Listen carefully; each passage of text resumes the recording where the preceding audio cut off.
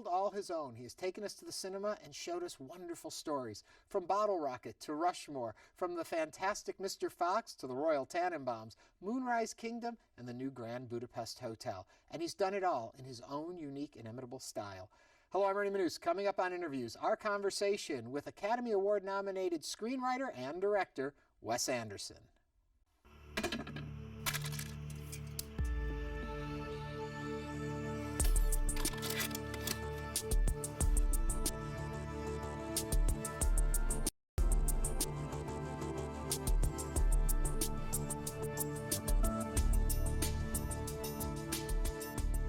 Do your dreams at all mirror what your films look like? Well, my sleeping dreams, I don't even really remember. But my dreams, as for instance, the last movie I made, which is Moonrise Kingdom, it's called, that one I think is really based on a fantasy I had as a kid. You know, I've drawn some things from my own childhood, but the main thing is a sort of dream I had as a child of a romance that didn't actually happen. That's really the inspiration for the movie. I often ask people, if we were to take all of their body of work and put it together and then look at it, what would that tell us about them? And so I wonder, with your body of work, if I put it together, would I have a better understanding of who you are? Yeah, probably. I mean, you know, I don't know if you'd have a better understanding, but you'd have a lot of information about me, I think, anyway. However one would interpret it, I don't know. But I think you know, the movies I've made, which now a lot, I mean, I've been doing this stuff for years and I think I've made 8 or so movies.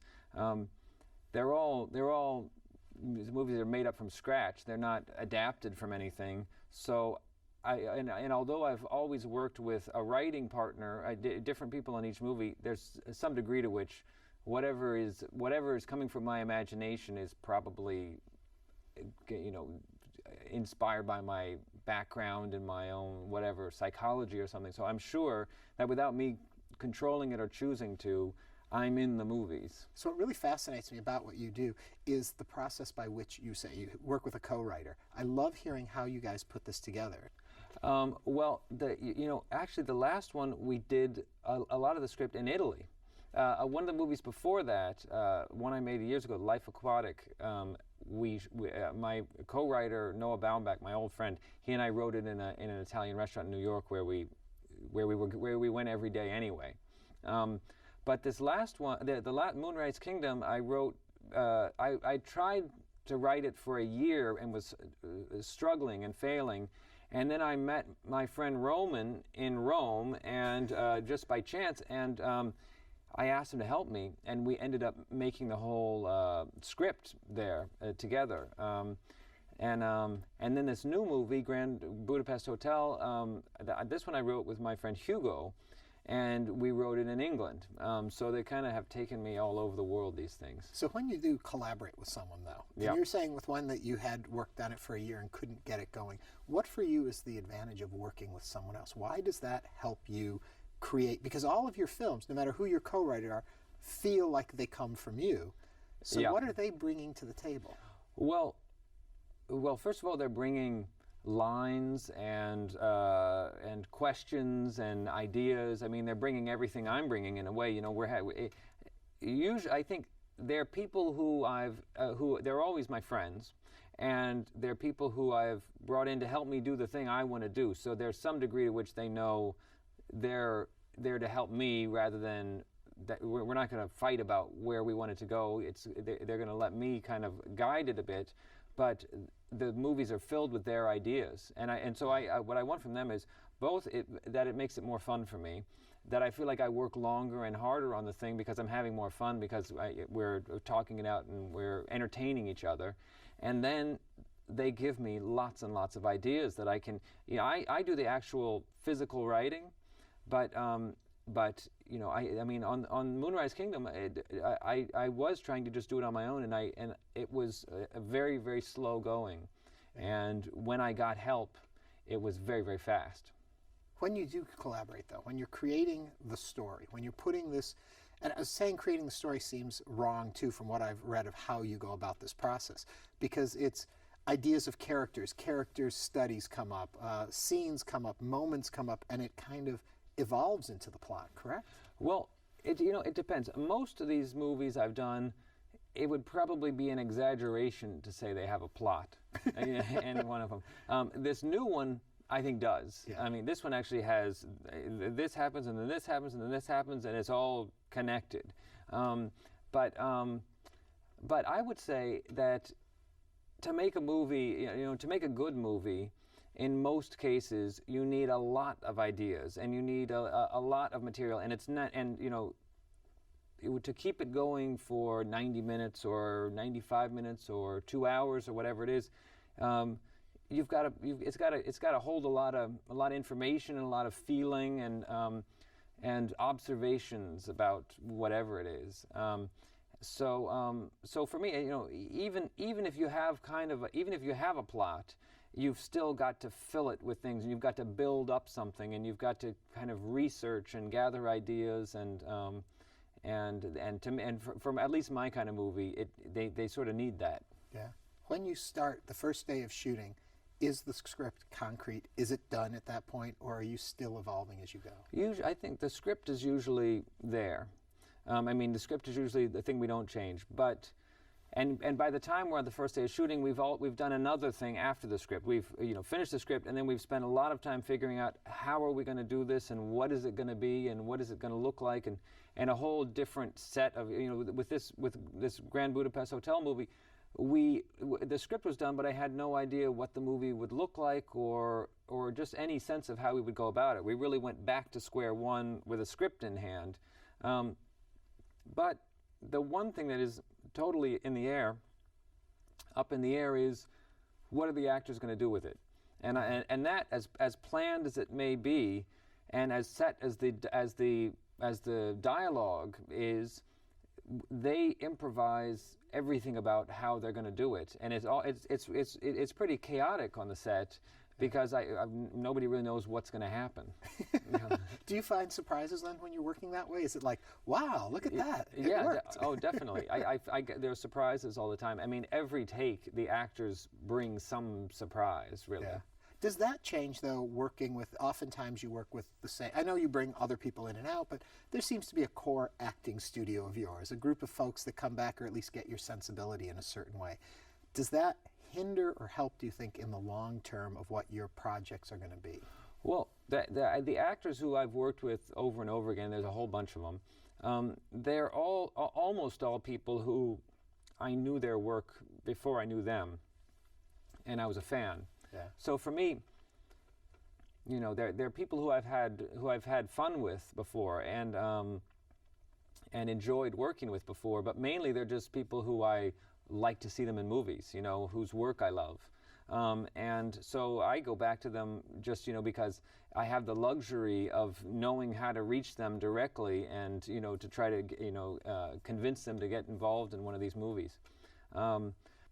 I think it benefits from, I somehow, there are movies where I feel like if you see too many familiar faces, it starts to feel like cameos, and it can take away from it. You wish you just had some fresh faces.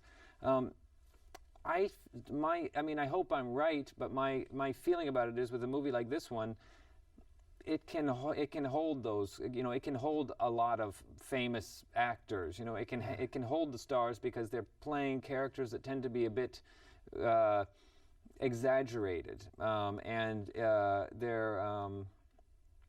With this one, I kind of thought of like kind of Dickens characters that hopefully have depth, but are also sort of caricatures, and we've got a lot of those in this story. Well, it's reminiscent of maybe like the 1930s acting, those overhyped melodramas where they acted and they were real characters, but there was a style that didn't happen in everyday life. In the case of a movie like this, the kind of dialogue that I tend to write, I don't know what it is, but it's not quite like reality. Right. It's something a little beyond that.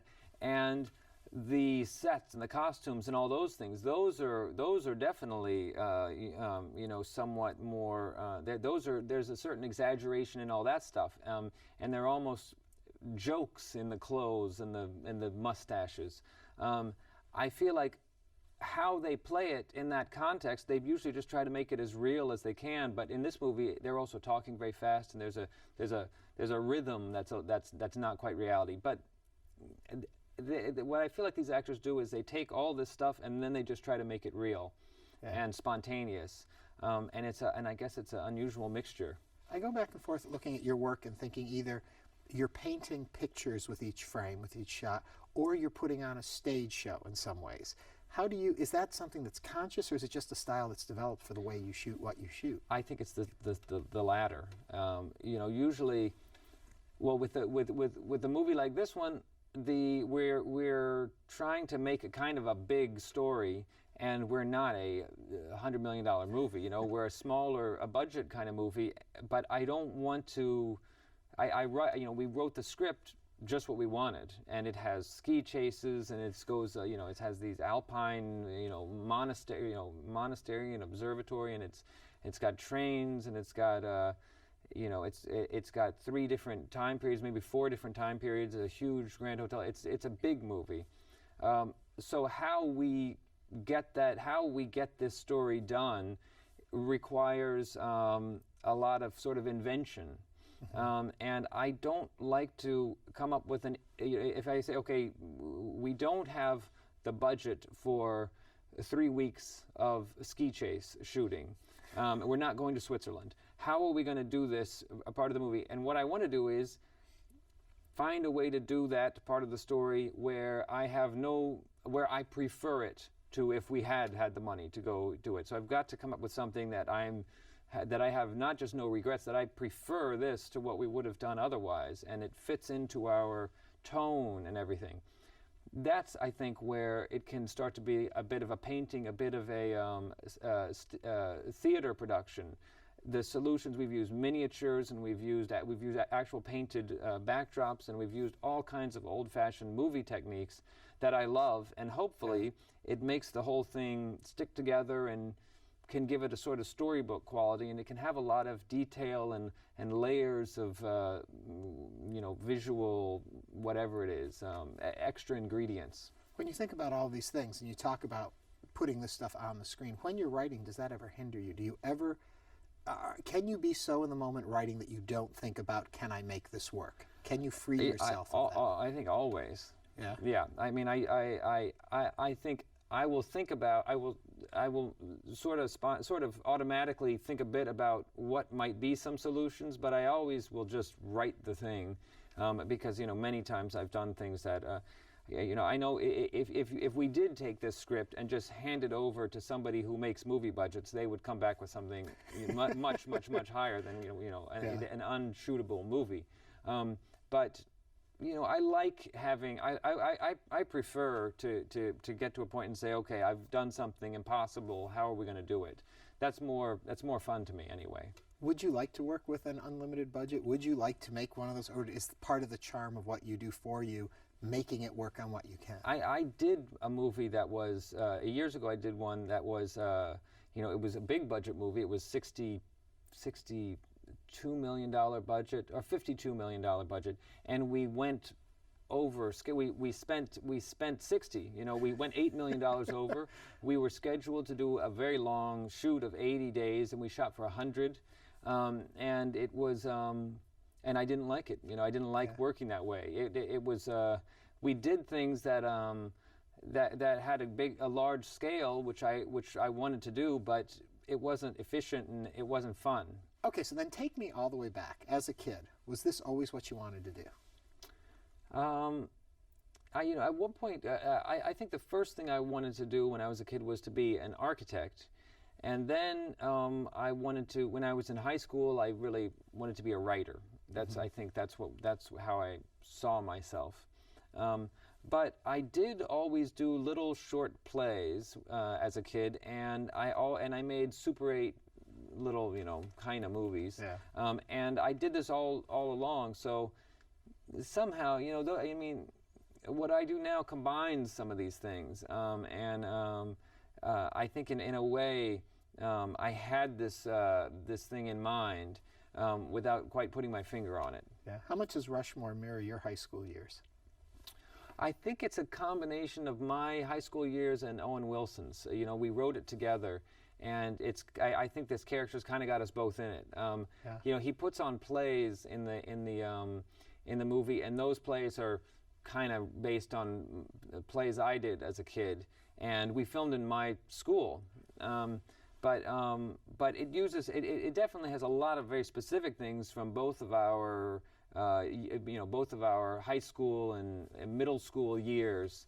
But then also it's got lots of stuff that's just invented. Yeah. How hard was it to go back to your school? I mean, how strange was that? Were there still faculty that you knew? Was there still people around like, yeah. Oh, there's Wes again? You know what I mean? there were plenty of the same faculty. Yeah. And in fact, one of my classmates is in the movie and even became our sort of liaison. He helped, what he did was he helped me cast all the, we had a lot of kids in the movie who were kids who went to school where we were shooting, and I just thought, let's get guys who are here. So he helped me pick those people. He picked those people. He gave me a selection of people who he thought would be good, and I more or less used them all. And the lead, though, a hard role to cast. I heard something you did a year casting to find. Yeah, we your did. Max. We did. Yeah, we were writing the script then anyway, so it was okay that we could take the time. But we started. The thing I've learned is when you have a part where you need to sort of discover somebody, where you're not going to use somebody, where it's a young person and you're not just going to pick from the kind of existing actors. You're essentially looking for a non-actor who you want to make into an actor. That takes a lot of time. I've done it several times. This new movie, we have this kid who plays this character of he's a sort of page. We call him a lobby boy in the story, and we looked. He's supposed to be from the Middle East. We looked all over the Middle East and North Africa and all over Europe. We found him in Anaheim.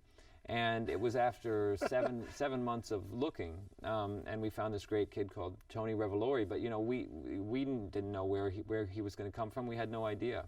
Yeah. What is it though that you think you bring out of a child actor? Because you had such strong performances from them throughout your career in your films, and it's a very difficult thing to work, especially when you say you're working oftentimes with unknowns when you first get them. Yeah. What is it? What's the key to it, do you think? Well, I don't know. I think the main key to it is take your time and find the right ones, because it's going to be on their shoulders, and these are guys who are going to be. They need to be interesting in and of themselves. It's not up to me. It's are they interesting enough to look at for this whole period of time, and can they do it? Yeah. Also, a child actor, usually you find they can do it or they can't. They like to pretend and they seem authentic when they pretend, or they don't have that knack. And that's something that just exists beforehand. Also, with most of them, what's happening is they're not just doing their first movie part. Sometimes they've been in something before, but the main thing is they've never had a job. They don't know what it's like to have to show up every day and do this thing, and you need somebody who's going to have that kind of resilience and want to kind of step up. And I've usually found that what happens is they're the ones who they memorize the entire script. They remember everything. The professional actors mess up, and these kids tell them your line is this, and you say it, and then he can do that, and they become the most knowledgeable people on the set. But then the other thing is, we always have fun. So they become a part of a family. And they're usually a lot of fun. You mentioned earlier you have to get a hold of these actors, and the people you can get a hold of.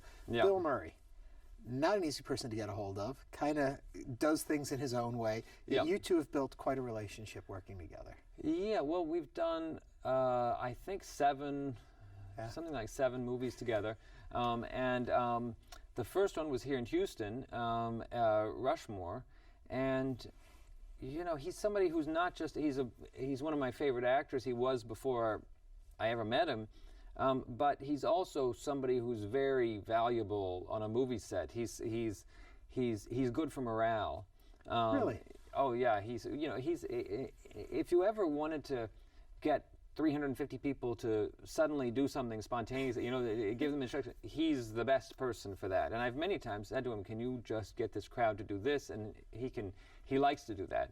And people do what he says, and he makes them laugh while they're doing it. And yeah, he's I've had great experiences with him. I've had him play big parts and small parts, and he's kind of backed me for years. Do you get to the point where you feel like you're part of the establishment, or do you still feel like you're this wide-eyed kid that's so lucky to be working in their field? Well, I feel like I certainly don't feel like a part of any establishment, because I make my movies in different places all over the world. You know, I've never made a movie in Los Angeles. That's the center of the our kind of film world. Although movies are shot all over America, obviously, and lots here in Texas. But I do feel kind of like I've got my own systems in place. I've got a lot of people who I've worked with over and over again, not just the actors, but lots of the people who work in other capacities on these movies, and we've figured out an approach we've figured out lots of different approaches that work well for my kind of movie.